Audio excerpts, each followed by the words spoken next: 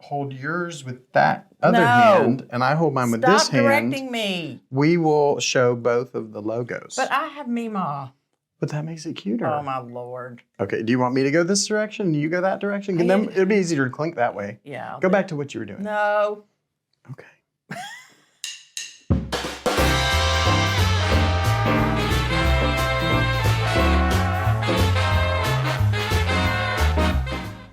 Hello. Hey. I'm Adam. I'm Tina. And we're Brewing Theater. Look at, we're brewing theater on our very own Brewing Theater coffee mugs. I've already had to put my nickname on mine. Everything I have here at the office has property of Adam Miller. Right. Return to Adam Miller. Because we will just snag whatever's there. Yes. All of us are like that. Mainly Tina. And mainly if it's a prop. Because if you leave something in that kitchen, it's going to end up in my show. I can tell you that. Or if you leave it on your desk. Right. Or behind your desk or near your desk. Anywhere. Yes. And don't leave it in my office. We've had staplers and phones and hat stands disappear right out of one's office in the wee hours of the morning. Yes, well, I can't help it. Sometimes when you're brewing theater, you use the ingredients at hand. Yes. That's right. And I mainly try not to be bitter about it. Right. Never doing another one of these again. All right, we're going to talk about Christmas. Christmas. Do you know what makes a good Christmas present? Money. Brewing theater merch, actually. And Christmas see, what's so nice about this, you can see if you're watching our video version, but on one side of our black mugs with the red interior, you will find a Theatre Tuscaloosa logo, and on the other side, a Brewing Theater logo. And so if you love our podcast, we'd love for you to go to theatretus.com and order one for yourself, and we will ship it right to you. You don't even have to come up to the theater.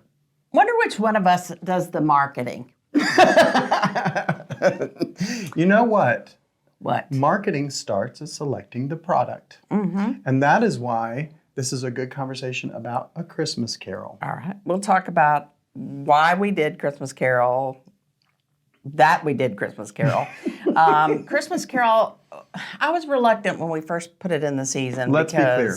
We are not doing Christmas Carol. We are not. In the 24-25 season. Right, because we're still not back in our theater yet. Right. But coming soon. Yes, we did it in the past, and I was reluctant because a lot of theaters do it, but after doing it, I now understand why, because it is a show that families love to come to. Yes. It is a universal story. It's one that many generations know. You can cast it all kinds of ways. You can, and you can do it lots of different ways. And so it was fun for me to sort of put my own stamp on it. And normally, to repeat a show, most places like the Alabama Shakespeare Festival, they have actors that they pay and they come in, and so you know they're available.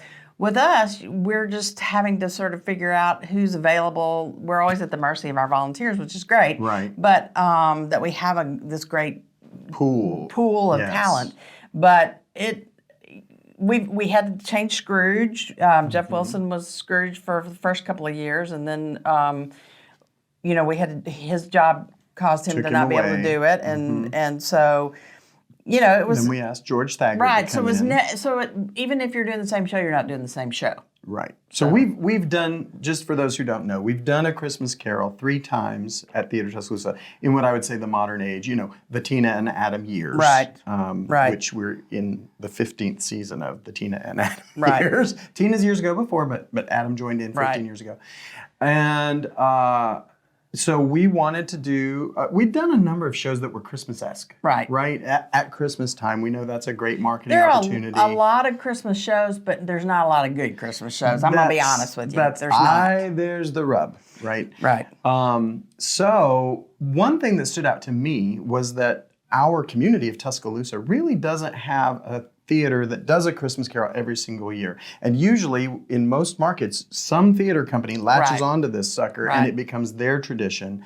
And I had this dream of we need to be Tuscaloosa's Christmas Carol, whatever that means, whether Tina writes a new adaptation and we produce that every year, or we just, we fell in love with the Romulus Linney version, which is a very good adaptation. There's a million versions. Well, that's by the way. other confusing thing. If you don't just go out and go, oh, I'm going to do a Christmas Carol, then you start searching and you found at least 5, 6 different versions that had been adapted already, and then there's always the opportunity to go and adapt it yourself because it's in the public domain. Well, and Romulus Linney's script is a good basic script, but I was able to put some music in it that that wasn't infringing on the copyright, but enhancing it a little bit. So it became almost a play with music, not a musical. Right. Mm-hmm. There is musical versions of it, but it's an age-old story, and I was always amazed at how many people love to come see it every year. Yes. And we, it's not a real long show. No. So it's good. You can bring younger kids to it. So we chose to do that and to sort of put our imprint on it. Now, Children's Theater has done it several times. Yes. And that's a fun show for kids, but at the same time, it does kind of require that older Scrooge. Right. You need at least one adult in the cast. So they've been pretty gracious to do some other alternative programming, and we've kind of grabbed a hold of that show for a while. But I don't know. And some people will recall that it actually was in our plan for the 24-25 season until it became clear that the Bean Brown Theater was running further behind than we had guessed. And at that stage, that's where we pivoted and we inserted our Ghost Stories production, which of course was wonderful and fun. People really seemed to enjoy that program. But it had to go. Right. So we're a little bit teasing you because it may be back soon. Right. I mean, a lot of people have requested it. So I'm putting together, even though I will not be the executive producer in the next season, I will be picking it. And the board, of course, has a lot to say about that. But that will definitely be in the discussion for next season as we look to plan next season. But I was reluctant as a director to go into it because I was like, how many ways can you tell this story? But once I got into it, I realized there's a lot of ways, and there's a lot of interpretations, and I don't think I really understood Scrooge. Yeah. Because in some ways I am Scrooge, but I don't understand him because he is me. Because he is me. But I don't. I always say when you're playing a villain, I think Scrooge is a villain. You can't play them bad. Right. You have to. The villain always has a good reason for doing what they're doing. A serial killer will tell you reasons why they think that killing is a good idea. And you're like, well, they've convinced themselves. So, so you can almost imagine a version of A Christmas Carol that is the Wizard of Oz version to Wicked, right? It's almost like Scrooge is Wicked because we get to find out that this horrible person has an interesting backstory, has a reason why they did those things. Maybe there should be another flip side that's called, the Cratchits or whatever, and he's the horrible villain in that story, right? You can look at it from lots of different angles, but the ghosts are the key, and finding fun ways to do the ghost and making it magical. I think our production was magical and in a simplistic kind of way. We did some nice scenery stuff and some projections and things like that. But I want to talk about that though, real quick. Okay. I'm so glad you brought that up because in one of our previous episodes, we talked about the great room approach. And this is one of those scripts that you sort of imposed your stamp on this by making it a great room. Talk about how you turned A Christmas Carol into the great room approach. Well, there's a million locations. Right. But we all know that Scrooge is in time and place. Right. Yeah. We go back to young Scrooge and all that stuff. But it all is happening to Scrooge in his bedroom. And so I just decided to turn his bedroom into all these different locations because it's really all in his mind. Right. And so... and that's the beautiful artistic metaphor of it.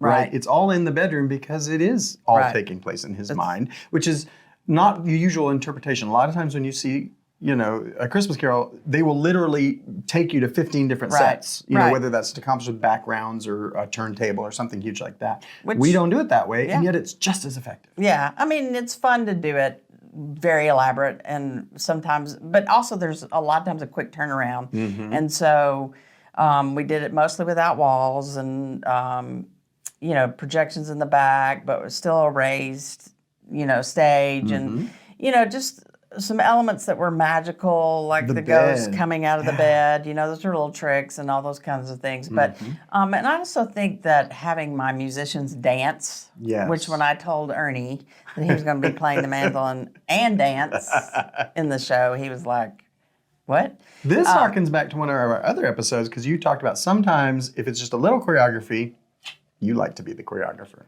So was that what, I don't remember us bringing in a consultant or anything. Oh, we do. We had one every show, and it was different. But some of it I did. But yeah, I had the violin player and Ernie. Actually, she couldn't stop dancing. Oh yeah, she was fun. She was fun. Fancy feet. But and then how do you make it fresh every year? So we did the same interpretation-ish.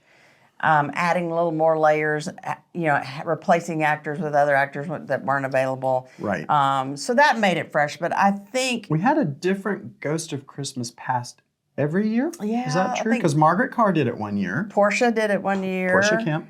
And Charles. No, he was president. Oh my gosh, who's the other one?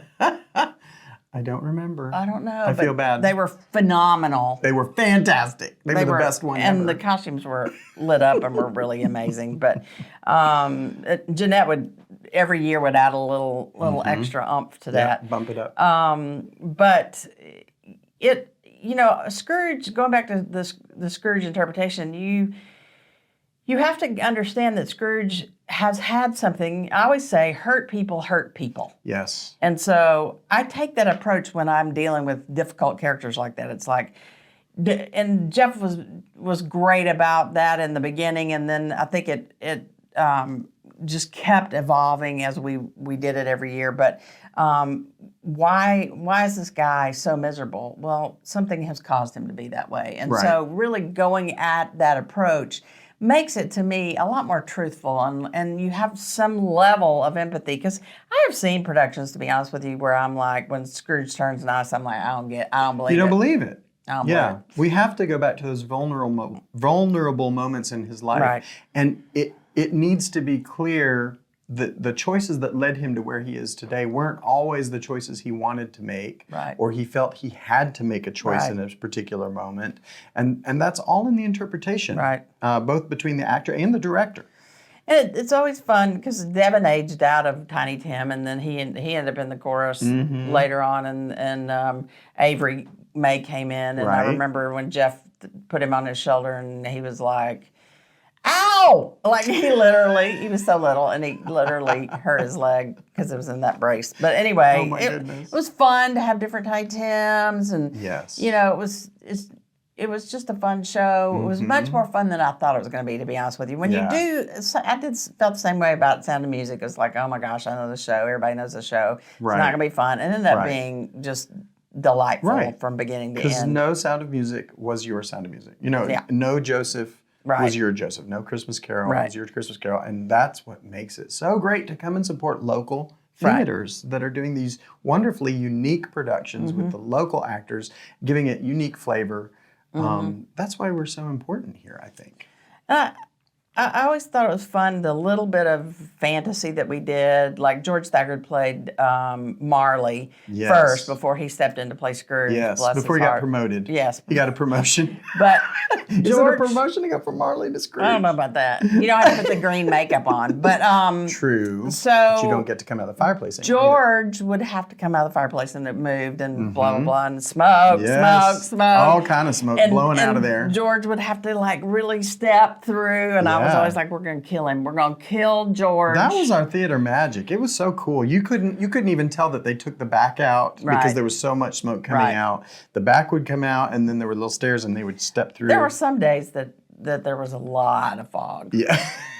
Like it was like, where are they? Where are the actors? A certain technical director does love his fog. Yes. And sometimes get a little over-enthusiastic with the fog. Charlie Dennis used to say, if you can see the actors, you don't have enough fog. Okay. Yeah. Okay. So, but that was always fun. Doing the little tips and tricks were fun. But and then when George stepped in for Jeff and took on Scrooge, I said, I don't want you to do it like Jeff. I want you to do your own version. Find your own and I loved his version, and we got to we got to track that all over again and Right. talk about, creating that character and what motivates that character. And Yes. so I think it was fun for audiences to see some people staying in the, same roles and then switching things out. But Right.